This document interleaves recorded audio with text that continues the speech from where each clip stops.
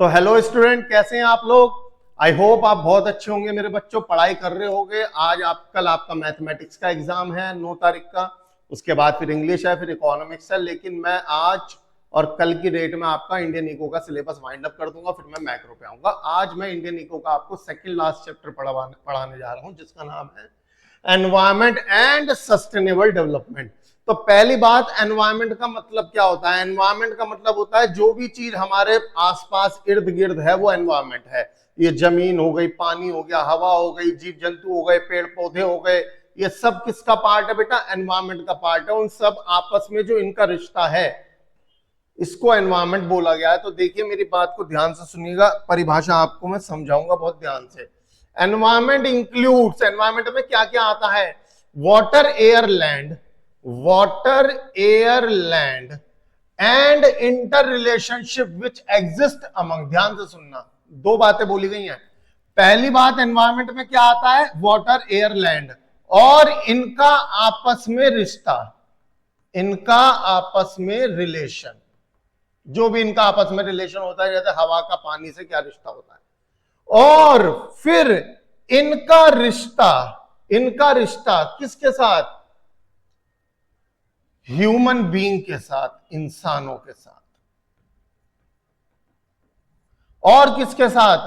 Other creatures के साथ, जैसे प्लांट हो गए, माइक्रो ऑर्गेनिजम्स हो गए, एटसेट्रा। मतलब छोटे मोटे जो जीव जंतु होते हैं ना, मछली पछली, इनका बताओ, पानी का मछली का रिश्ता नहीं होता? बहुत रिश्ता होता है। तो परिभाषा क्या है? Environment include water air land and their inter relationship, इनके आपस में जो रिश्ता है, एंड इट्स रिलेशनशिप, और इनके रिलेशनशिप किस किस के साथ? ह्यूमन बीइंग के साथ और अदर क्रिएचर्स के साथ, like plant, micro organism, etcetera etcetera.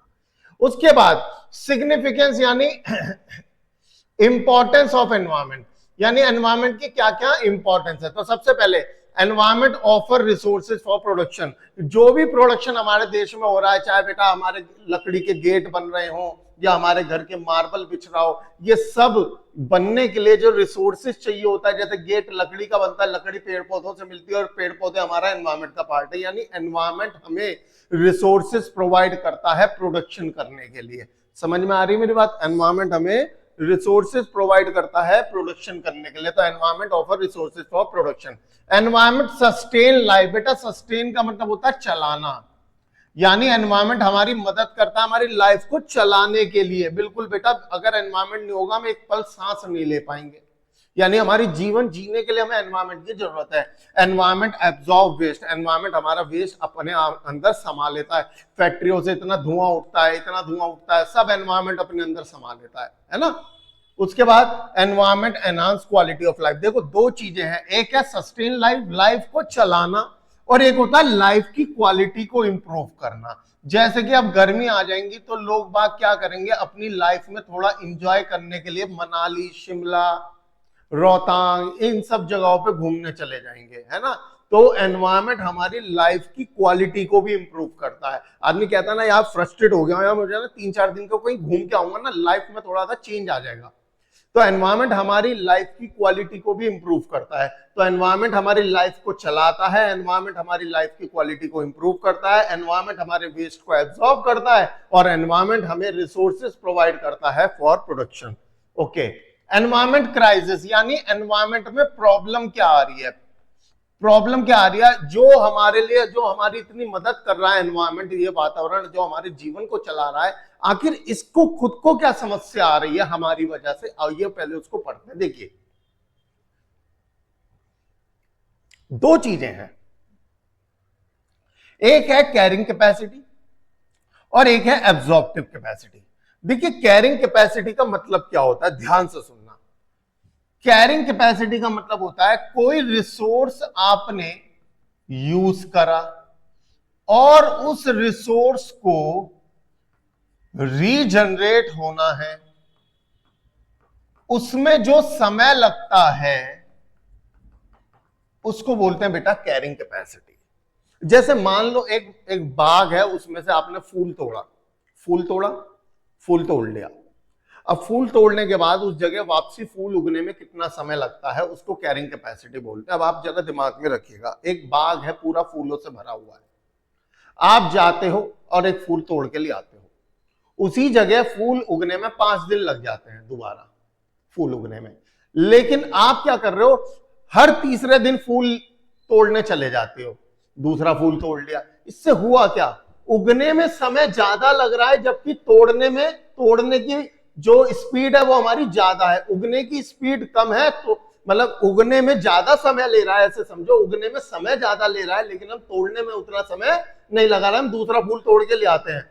इससे हो क्या रहा है बेटा, इसका इंपैक्ट सोचो ओवरऑल बाग पे, पूरे बगीचे पे क्या फर्क पड़ेगा। बगीचा खाली होना शुरू हो जाएगा, क्योंकि उगने में समय ज्यादा लग रहा है, तोड़ने में समय कम लग रहा है। इतने एक देखो प्रॉब्लम कब ना आए, हमने एक फूल तोड़ा 5 दिन, उगने में भी 5 दिन लगा, तो कोई वेस्ट नहीं, कोई बगिया खाली नहीं होने वाली कभी भी। आप तोड़ोगे 5 दिन, आप 5 दिन बाद आप आओगे तो आपको नया फूल उगा मिलेगा, आप तोड़ के ले जाओ, बगिया वहीं का वहीं रहेगा। लेकिन हो क्या रहा है, उगने में 5 दिन लग रहे हैं, तोड़ने में 3 दिन पे पहुंच रहे हो, तो बगिया धीरे धीरे खाली होती जा रही है। पहली बात उसको बोलते हैं कैरिंग कैपेसिटी। उसको क्या बोलते हैं बेटा, कैरिंग कैपेसिटी, यानी कि रिसोर्सेज को हम जो यूज कर रहे हैं, रिसोर्सेज को जो रीजनरेट करने के बीच में जो समय होता है, उसको कैरिंग कैपेसिटी बोलते हैं। एक होता है एब्जॉर्प्टिव कैपेसिटी, एनवायरमेंट हमारे वेस्ट को अपने अंदर एब्जॉर्ब कर रहा है, पॉल्यूशन एब्जॉर्ब कर रहा है, फैक्ट्रियों का धुआं इतना उठता है, सब अपने अंदर एनवायरमेंट आसमान में समा लेता है, लेकिन उसकी भी एक क्षमता है समाने की। ऐसे होता है ना, कोई बच्चा आपको परेशान कर रहा है, तो एक आपकी भी एक लिमिट होती है कि भाई बस कर, अब बर्दाश्त नहीं हो रहा। तो ऐसी एनवायरमेंट कह रहा बस कर भाई, अब बर्दाश्त नहीं हो रहा है, मेरे एब्जॉर्ब करने की जो क्षमता थी वो अब आपने खत्म कर दी है, समझ लो इतना वेस्ट जनरेट कर दिया है। तो कैरिंग कैपेसिटी का मतलब जो टाइम के बारे में बताया, और एब्जॉर्प्टिव कैपेसिटी का मतलब होता है एनवायरमेंट हमारा कितना वेस्ट एब्जॉर्ब कर सकता है।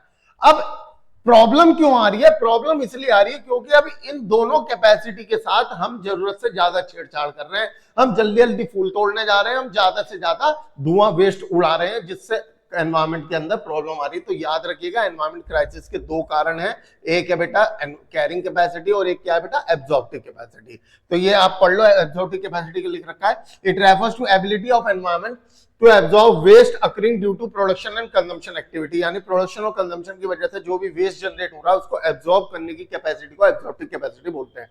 एनवायरमेंट क्राइसिस अकर्स, प्रॉब्लम कब आती है, when carrying capacity of environment is challenged, जब ये वाली कैपेसिटी को चैलेंज मिल जाए through excessive exploitation of natural resources, क्योंकि आपने नेचुरल रिसोर्सेज का जरूरत से ज्यादा एक्सप्लॉयटेशन कर लिया है, and when generation of waste exceed the absorptive capacity of environment, और जब वेस्ट जनरेट करने की जो स्पीड है वो मतलब वेस्ट जनरेट जो हम कर रहे हैं वो कई गुना ज्यादा हो गया है एनवायरमेंट के एब्जॉर्ब करने की क्षमता से। उसके बाद कॉजेज ऑफ एनवायरमेंट, अब ऐसा हो ही क्यों रहा है, ऐसा हो ही क्यों रहा है कि हम ज्यादा तोड़ के ला रहे हैं या हमारा वेस्ट बहुत ज्यादा जनरेट हो रहा है, ऐसा हो ही क्यों रहा है, तो उसके सबसे पहला कारण है बेटा पॉपुलेशन। भैया पॉपुलेशन ज्यादा होगी तो हमें बार बार, जब ज्यादा लोग पैदा हो जाएंगे तो फूल भी ज्यादा लोग जाएंगे तोड़ने के लिए, जब ज्यादा लोग पैदा हो जाएंगे तो वेस्ट भी ज्यादा ही जनरेट होगा। तो सबसे पहला कारण, हर प्रॉब्लम का पहला कारण बेटा पॉपुलेशन ही होता है, तो पॉपुलेशन एक्सप्लोजन पहला कारण। दूसरा वाइड स्प्रेड पॉवर्टी, गरीबी बहुत है। अब गरीबी होने से क्या हो गया सर जी, बेटा गरीबी होने से ये हो गया कि गांव की जहां भी गरीबी होती है तो वहां के लोग क्या करते हैं, अपने जीवन को चलाने के लिए पेड़ पौधे काटते हैं, उन्हें बेचते हैं या उसमें से तेल निकालते हैं अपना चूल्हा वूल्हा जलाने के लिए, लकड़ी जला देते हैं कई बार तो चूल्हा करने के लिए। तो गरीबी है जिसकी वजह से लोग ये काम कर रहे हैं, हमारे पेड़ पौधे खराब हो रहे हैं। इंक्रीजिंग अर्बनाइजेशन, शहरीकरण जरूरत से ज्यादा बढ़ता जा रहा है, जिससे पॉल्यूशन बहुत ज्यादा जनरेट हो रहा है, इंडस्ट्रियलाइजेशन बहुत ज्यादा हो रहा है, वेस्ट ज्यादा जनरेट हो रहा है, बहुत ज्यादा इंसेक्टिसाइड, पेस्टिसाइड और केमिकल फर्टिलाइजर यूज किए जा रहे हैं, जिसकी वजह से हो क्या रहा है, बात को समझो। खेतों में आपने ये केमिकल डाल दिए, ये केमिकल जब बारिश आती है, मैंने कई बार बोला जब बारिश आती है कुछ भी होता है, ये पानी बह करके कहां जाता है, नदियों में जाता है, और नदियों से ये नदियों को पॉल्यूट करता है, उसमें केमिकल घुल रहा है। तो use of insecticide, pesticide and chemical fertiliser और मल्टीप्लिसिटी ऑफ ट्रांसपोर्ट व्हीकल, एक घर में 3-3, 4-4 गाड़ियां, बाइकें हो गई हैं। आप देखो रोड पे देखोगे आप, हमारे देश के अंदर पब्लिक ट्रांसपोर्ट को ज्यादा लोग यूज ही नहीं कर पाते हैं, समझ लो। मैं कई बार देखता हूं बसें जा रही है, खाली जा रही है। अब सोचो अगर पब्लिक ट्रांसपोर्ट ज्यादा यूज हो तो लोग अपनी अननेसेसरी गाड़ी वाहन ना निकालें, और जब गाड़ी वाहन ना निकालें तो उससे क्या होगा बेटा, पोल्यूशन कम होएगा। तो ये प्रॉब्लम है, कुछ ट्रांसपोर्ट बहुत ज्यादा हो गया है। अब इससे हो क्या रहा है बेटा, ग्लोबल वार्मिंग एक इंपॉर्टेंट क्वेश्चन है। क्यों है इंपॉर्टेंट? पेपर के अंदर एक ग्राफ बना हुआ आएगा, एक पिक्चर बनी हुई आएगी, और वो ग्लोबल वार्मिंग के ऊपर ही होती है। अक्सर कराऊंगा मैं क्वेश्चन, तो आपसे कहेगा लिखो इसके बारे में, तो ध्यान से पढ़ना बेटा। It is a situation referring to gradual but consistent increase. Gradual यानी धीरे धीरे, ग्रेजुअल यानी धीरे धीरे, और कंसिस्टेंट यानी लगातार। धीरे धीरे ही सही, पर लगातार जो हो रहा है वो ग्लोबल टेम्परेचर इंक्रीज हो रहा है। वो हम सबको पता है, कोई मैं किताबी बातें नहीं कर रहा हूं, आप सबको पता है। अब टेम्परेचर दिल्ली का भी कितना हाई होने लगा है, 46, 46, 48 तक चला जाता है, थैंक्स टू एनवायरमेंटल पॉल्यूशन। और इसका सीधा श्रेय पॉल्यूशन को जाता है, एंड डिफोरेस्टेशन, और जो हम पेड़ काट रहे हैं उस पर जाता है। अब इससे होता क्या है, ऑइंग to emission of green house gases. ये इंपॉर्टेंट है। ग्रीन हाउस गैसेस एक बहुत खराब गैस होती है, बहुत ज्यादा खराब गैस होती है हमारे पोल्यूशन के, हमारे जीवन के लिए, और ये पोल्यूशन बहुत ज्यादा फैलाती है। इस ग्रीन हाउस गैसेस में क्या क्या पाई जाती है? Carbon dioxide in particular, along with methane gases. Methane gases होती है जो आप कई बार हम गोबर के उपले जलाते हैं ना, उसमें से जो गैस निकलती है वो मीथेन गैस होती है बेटा। तो carbon dioxide in particular along with methane and other such gases, the earth surface is becoming increasingly warm, गर्म होता जा रहा है लगातार। Show a rise of 0.6 degree during the past century, मतलब हर साल जो है 0.6 डिग्री से टेम्परेचर बढ़ रहा है, बढ़ रहा है, बढ़ रहा है। ऐसा नहीं है कि पिछले साल 20 था, इस साल 50 हो गया, तुरंत इतना कभी नहीं बढ़ता है। धीरे धीरे धीरे धीरे। आप देखो आज कितना है, अभी अभी अभी आप देखो, अभी गर्मी शुरू हो जाएंगे जब, अब देखना लगभग अप्रॉक्स 50 के आसपास टेम्परेचर पहुंच जाएगा। क्या ये आने वाले 20 साल बाद भी 50 रहने वाला है? नहीं, ये और बढ़ेगा। और जब से वो आपने सुना होगा अरावली की पहाड़ियां, बेटा आप यकीन मानो, अगर वो हो गया, आने वाले 10 से 15 साल बाद दिल्ली रहने लायक नहीं रहेगी। दिल्ली क्या, बहुत सारी स्टेट रहने लायक नहीं रहेंगी। यहाँ रेता उड़ा करेगा, जैसे हवा है ना, ऐसे में रेत उड़ेगी जो हमारे फेफड़ों में जाएगी और हमारे फेफड़े खराब करेगी। The major reason for emission of greenhouse gases, अब कारण क्या है? तो सबसे पहले burning of coal and petroleum product. सीधी सी बात है, हम कोयला जला रहे हैं, पेट्रोलियम प्रोडक्ट यूज कर रहे हैं। डिफोरेस्टेशन हो रहा है, देखो ऐसे याद करो, पेट्रोल के प्रोडक्ट बहुत ज्यादा यूज हो रहे हैं, लकड़ियां काटी जा रही हैं। तीसरा, increase cattle production and animal waste is a source of methane. आप जब क्या कर रहे हो, आप कैटल प्रोडक्शन यानी कि आप भैंस बकरी खूब, गाय वगैरह ये सब बहुत पाल रहे हो। जब आप इन्हें पालोगे तो सीधी बात है इनकी एनुअल वेस्ट भी जनरेट होगा, उसको आप जलाओगे, मीथेन गैस जनरेट होगी। दूसरी बात, increase cattle production also lead to deforestation, इससे लकड़ियां भी काटी जाती है। सर जी क्यों? गाय पैदा हो गई तो लकड़ी क्यों काटेंगे? बेटा वो इसलिए काटेंगे, आप बात को समझो, जब बहुत सारे जानवर हम पैदा कर लेंगे तो उनको चराने के लिए हमें जगह चाहिएगी, वहां उन्हें रखने के लिए जगह चाहिएगी। तो सबसे पहले बेटा हमारी जमीन पे है क्या? हमारी जमीनों पे पेड़ पौधे हैं। कहीं भी आपको जगह बनानी है तो सबसे पहले उन पेड़ पौधों को काटा जाता है। तो कहने का मतलब यह है कि अगर ये भी पैदा हो रहे हैं, जैसे इंसान पैदा हो रहे हैं और ये भी पैदा हो रहे हैं, तो इनको रहने के लिए जगह चाहिए। कि जगह चाहिए तो आपको फिर वही लकड़ी काटनी पड़ेगी, डिफोरेस्टेशन, और ज्यादा से ज्यादा जमीन चाहिए कि to accommodate increase number of animal. वही जो मैंने आपको बताया कि इतने सारे नंबर ऑफ एनिमल हो गए हैं, नंबर ऑफ एनिमल हो गए हैं, तो इसे बंद कर दो। बहुत सारे एनिमल हो गए तो उनको रहने के लिए जगह चाहिए, जिसके लिए लकड़ियां काटनी, हमें पेड़ पौधे हमें काटने पड़ेंगे। Principal concern of environmental degradation in India. Principal यानी मेन हमारी क्या कंसर्न है? Following are the principal concern of environmental degradation in India. सबसे पहले डिग्रेडेशन ऑफ लैंड, मतलब लैंड का हम डिग्रेडेशन यूज कर रहे हैं, यानी कि गलत तरीके से यूज कर रहे हैं, बहुत ज्यादा गलत तरीके से।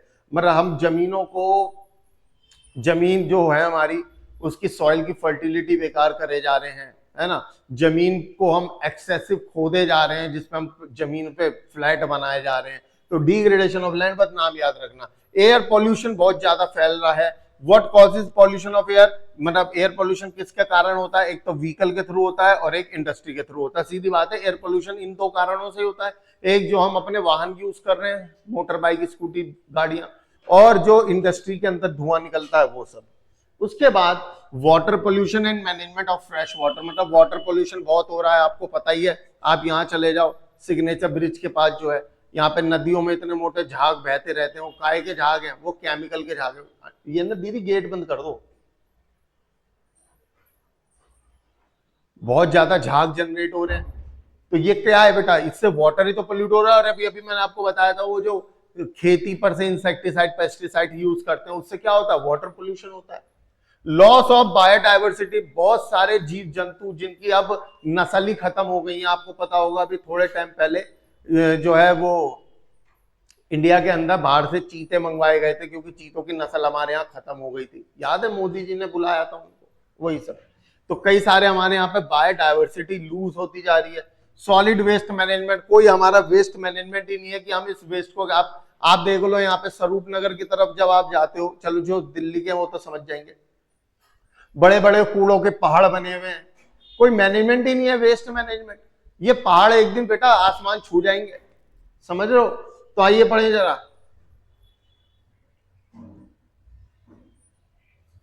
The unplanned development of township and urbanisation. इतनी जो आप अनप्लान डेवलपमेंट कर रहे हो ना, शहरीकरण, मतलब एक होती है चीजें जब हम प्लानिंग से करते हैं ना, हम हर चीज का ध्यान रखते हैं कि हम ये शहरीकरण कर रहे हैं, इससे इतना वेस्ट जनरेट होगा, इस वेस्ट को हम कहां पे यूज करेंगे, इसको हम कैसे खत्म करेंगे, उसकी कोई प्लानिंग ही नहीं है, बस शहरीकरण कर दो। तो unplanned township and urbanisation has led to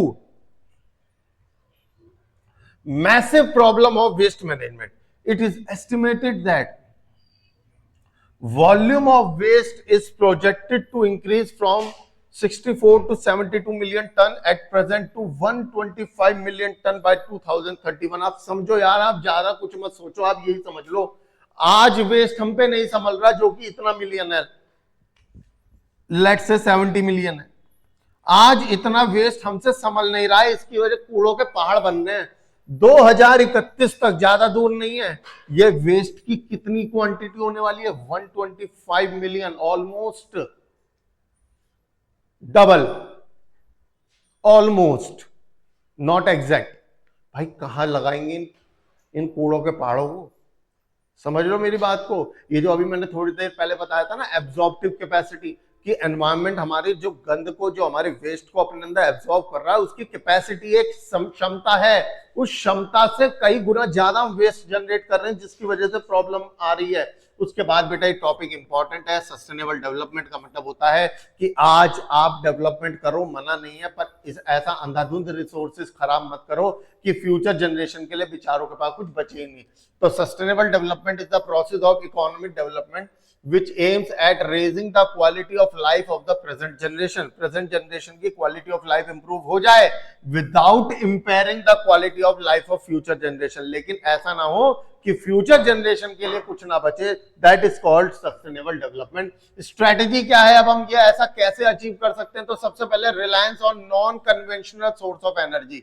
भैया ऐसी चीजें यूज करो, ऐसी सोर्स ऑफ एनर्जी यूज करो जो नॉन कन्वेंशनल हो, यानी वो रिन्यूएबल हो, आप उसे वेस्ट ना करो। जैसे पेट्रोल के प्रोडक्ट है, उनको यूज करना थोड़ा कम करो, वो तो आपको थोड़ा सा आसानी होगी, चीजें आपके भविष्य के लिए बची रहेगी। सीएनजी लगाओ अर्बन एरिया में, यानी शहर में सीएनजी का यूज करो, पेट्रोल का कम यूज करो, ताकि पॉल्यूशन थोड़ा सा कम हो।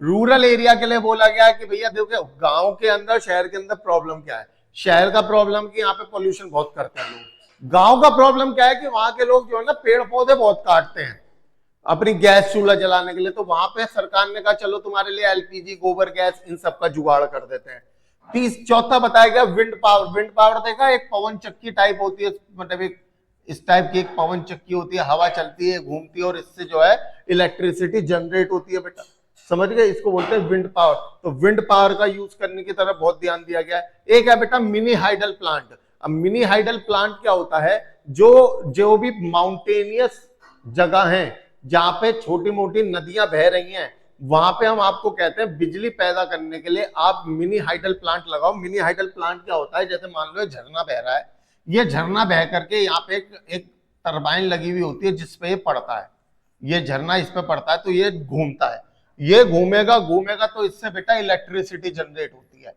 तो सोचो अगर देखो दिल्ली विल्ली में तो हो ही नहीं सकता, यहाँ कोई नदियां थोड़ी बह रही हैं, लेकिन जहां पे बहती है वहां तो कर सकते हो। ये पानी जो ऊपर से आ रहा है, गिर रहा है, उसको आप यूज क्यों नहीं कर रहे? आप मिनी हाइडल प्लांट, क्या बोला मैंने, छोटे छोटे हाइडल प्लांट लगाओ, इससे आसपास के एरिया की बिजली का काम तो फ्री में ही हो जाएगा।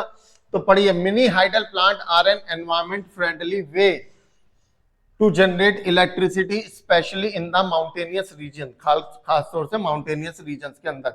इन माउंटेन पेरेनिलियर स्ट्रीम, बेटा ये नाम याद रखिएगा, पेरेनिलियर स्ट्रीम क्या होता है? वही जो छोटी मोटी जो नदियां बहती रहती हैं आसपास, can be found almost anywhere, हर जगह मिल जाती है, तो वहां पे आप उसको यूज कर सकते हो। बायपेस्ट कंट्रोल, ये जो आप खेती बाड़ी में इंसेक्टिसाइड पेस्टिसाइड यूज करते हो जो कि बह करके नदियों में जाता है, इसका ऑल्टरनेट ढूंढा जा रहा है। नीम की दवाई तैयार करी जा रही है, नीम के पत्तों से ऐसा सॉल्यूशन तैयार किया जा रहा है जो कि मच्छर मक्खियों को, अपने पेड़ पौधों को बचा सके। जो इंसेक्टिसाइड्स काम करते थे वही उसके थ्रू करा जा रहा है, इसकी पूरी पूरी कोशिश करी जा रही है।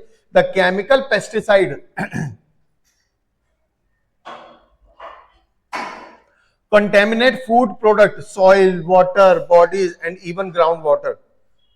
मतलब जो केमिकल पेस्टिसाइड है वो इन सबको खराब करता है, फूड प्रोडक्ट को खराब करता है, सॉइल को खराब करता है, मिट्टी को, सबको खराब करता है। Efforts are being made to introduce biopest control, effort डाले जा रहे हैं कि कैसे करके ये हम इंट्रोड्यूस कर सके। Several type of pest controlling chemical have been extracted from neem, neem से निकाले गए हैं, ऐसे ऐसे एक्सट्रैक्ट निकाले गए हैं जो जिससे बायपेस्ट कंट्रोल को बनाया जा सके। And their use is being encourage, और उनका यूज भी एनकरेज किया जा रहा है, उसका बढ़ावा दिया जा रहा है। Mixed cropping and crop rotation are being encourage to minimise the pest attack. Pest attack को बचाने के लिए हम लगातार क्या कर रहे हैं? मिक्स्ड क्रॉपिंग और क्रॉप रोटेशन को यूज करने की लोगों को सलाह दे रहे हैं। इसे बेटा मार्क कर लेना, पेपर में रीजन असर्शन की फॉर्म में बन सकता है। तो this is all about this chapter, छोटा सा चैप्टर है, बहुत जो है अच्छा चैप्टर माना जाता है, बहुत अच्छा चैप्टर माना जाता है। क्वेश्चन अटक जाते हैं। सस्टेनेबल डेवलपमेंट बहुत अच्छे से पढ़ के जाना इसके अंदर। तो यहीं पे हमारा ये चैप्टर खत्म होता है। अब हमारा लास्ट चैप्टर रह रहा है इंडिया चाइना पाकिस्तान की डेवलपमेंट स्ट्रेटेजी, यानी development of India and it's neighbour. ये हम आपको आपको रिकॉर्डिंग में मिल जाएगा, नेक्स्ट वीडियो में मिल जाएगा, उसके बाद हमारी इंडियन को खत्म हो जाएगी। तो मिलते हैं बच्चों आपसे नेक्स्ट क्लास में। See you in the next class. Take care. Goodbye. Radhe Radhe बच्चों।